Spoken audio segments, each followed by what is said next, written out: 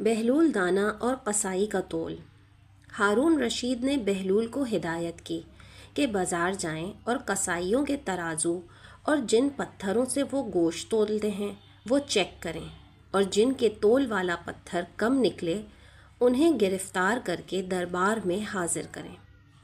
بہلول بازار جاتے ہیں، پہلے قصائی کا تول والا پتھر چیک کرتے ہیں تو وہ کم نکلتا ہے۔ قصائی سے پوچھتے ہیں کہ حالات کیسے چل رہے ہیں۔ قصائی کہتا ہے کہ بہت برے دن ہیں، دل کرتا ہے کہ یہ گوشت کاٹنے والی چھری بدن میں گھسا دوں اور ابدی نیند سو جاؤں۔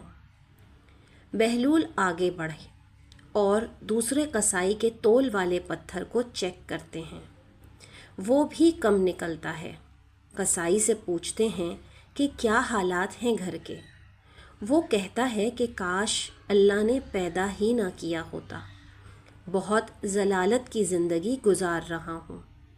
بہلول آگے بڑھے، تیسرے قصائی کے پاس پہنچے، تول والا پتھر چیک کیا تو بالکل درست پایا۔ قصائی سے پوچھا کہ زندگی کیسے گزر رہی ہے۔ قصائی نے کہا کہ اللہ تعالیٰ کا لاکھ لاکھ شکر ہے، بہت خوش ہوں، اللہ تعالیٰ نے بڑا کرم کیا ہے، اولاد نیک ہے، زندگی بہت اچھی گزر رہی ہے۔ بہلول واپس آتے ہیں، سلطان ہارون رشید پوچھتے ہیں کہ کیا حالات ہیں۔ بہلول کہتے ہیں کہ کئی قصائیوں کے تول والے پتھر کم نکلے ہیں۔ سلطان نے غصے سے کہا کہ پھر انہیں گرفتار کر کے لائے کیوں نہیں۔ بہلول نے کہا کہ اللہ تعالیٰ انہیں خود سزا دے رہا ہے، ان پر دنیا تنگ کر دی تھی تو یہاں لانے کی کیا ضرورت تھی۔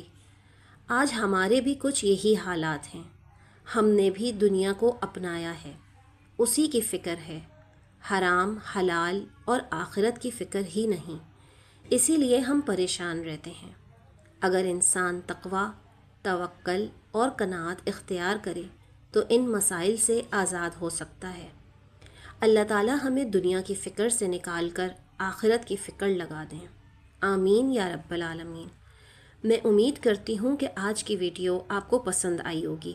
میری اس ویڈیو کو لائک کیجیے اور چینل کو سبسکرائب کیجیے، اور اس ویڈیو کو زیادہ سے زیادہ اپنی فیملی اور فرینڈز کے ساتھ شیئر کیجیے۔